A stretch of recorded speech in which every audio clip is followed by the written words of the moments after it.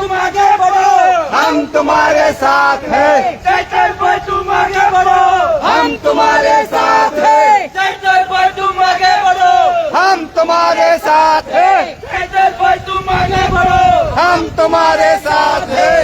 चैतर भाई तुम आगे बढ़ो, हम तुम्हारे साथ हैं। चैतर भाई तुम आगे बढ़ो, हम तुम्हारे साथ हैं। चैतर भाई तुम आगे बढ़ो, हम तुम्हारे साथ हैं। चैतर भाई तुम आगे बढ़ो, हम तुम्हारे साथ हैं। चैतर भाई तुम आगे बढ़ो, हम तुम्हारे साथ हैं। चैतर भाई तुम आगे बढ़ो, हम तुम्हारे साथ हैं। चैतर भाई तुम आगे बढ़ो, हम तुम्हारे साथ हैं। चैतर भाई तुम आगे बढ़ो, हम तुम्हारे साथ हैं। जीतेंगे, जीतेंगे, जीतेंगे।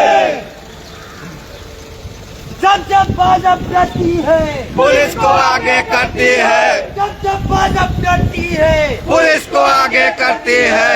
जब जब भाजपा डरती है, पुलिस को आगे करती है। जब जब भाजपा डरती है, पुलिस को आगे करती है। चैतर भाई तुम आगे बढ़ो, हम तुम्हारे साथ हैं। चैतर भाई तुम आगे बढ़ो, हम तुम्हारे साथ हैं। चैतर भाई तुम आगे बढ़ो, हम तुम्हारे साथ हैं। लड़ेंगे, जीतेंगे, लड़ेंगे, जीतेंगे, लड़ेंगे, जीतेंगे।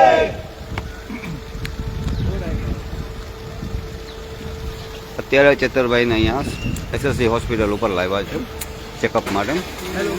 તો અમે આમ આજના યોદ્ધાઓ અત્યારે હાજર છીએ. રામીભાઈ બોલજો. આ ભાજપની તાનાશાહી તમે જોઈ શકો છો કે જે રીતે ભારતીય જનતા પાર્ટીએ ડેડિયાપાડાના ધારાસભ્યને જે રીતે બાનમાં લેવાની કોશિશ કરી છે, પરંતુ આ આદિવાસી શેર છે, શેર ઝુકેગા નહીં, લડેગા. હજુ પણ ધ્યાન રાખજો. આ ભાજપના જે તાનાશાહી, જે રીતે તમે દાદાગીરી કરો છો, ગુંડાગર્દી કરો છો, તાનાશાહી કરો છો, જે રીતે તમે ડેડિયાપાડાના ધારાસભ્ય ચૈતરભાઈ વસાવાને બાનમાં લેવાનો પ્રયત્ન કર્યો છે, પણ સત્યની હંમેશા જીત થાય છે. આજે નહીં તો કાલે આ જ પ્રકારે ચૈતરભાઈ વસાવા વધારે મજબૂતાઈથી નીકળશે. આપણી વચ્ચે પિયુષભાઈ પણ છે, ઓઝા સાહેબ પણ છે. ઓઝા સાહેબ શું કહેશો બે શબ્દ? આ ભાજપની તાનાશાહી, દરેક માણસ જે પણ સત્ય બોલવા જાય તેને ભાજપ ગમે તે રીતે જેલ ભેગા કરવાનો પ્રયત્ન કરે છે. હંમેશા ઘણા સમયથી આપણે જોતા આવ્યા છીએ કે કોઈ પણ સાચો વિરોધ કરવા જાઓ કે સાચી હકીકત જણાવવા જાઓ તો બી ભારતીય જનતા પાર્ટી નાનાથી નાના માણસ હોય કે મોટાથી મોટો નેતા હોય તેને કોઈ પણ રીતે જેલ ભેગા કરવાનો જ પ્રયત્ન કરે છે. આજે આ દેખાઈ આવે છે કે ભારતીય જનતા પાર્ટીએ જે ચૈતરભાઈ વસાવા પર જે એની સત્તાનો દુરુપયોગ કર્યો છે તે જલ્દીથી જલ્દી બહાર આવશે અને ચૈતરભાઈ વસાવા પૂરી મજબૂતીથી તાત્કાલિકના ધોરણે બહાર આવશે. પિયુષભાઈ પટેલ.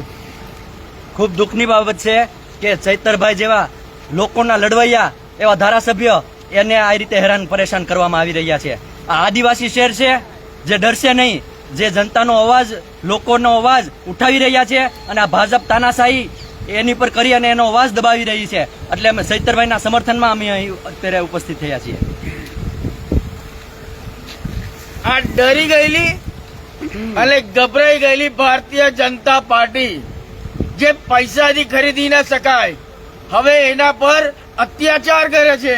આ પોલીસ પ્રશાસનને સામે મૂકીને જો ડરાવવાની વાત કરતા હોય તો હું તમને તમારા મારફતે આ વડોદરા શહેર અને ગુજરાતની જનતાને સંદેશો આપવા માંગુ છું કે ચૈતર વસાવા તો આદિવાસી શેર છે, બીજો અમારો શેર ગોપાલ ઇટાલિયા છે.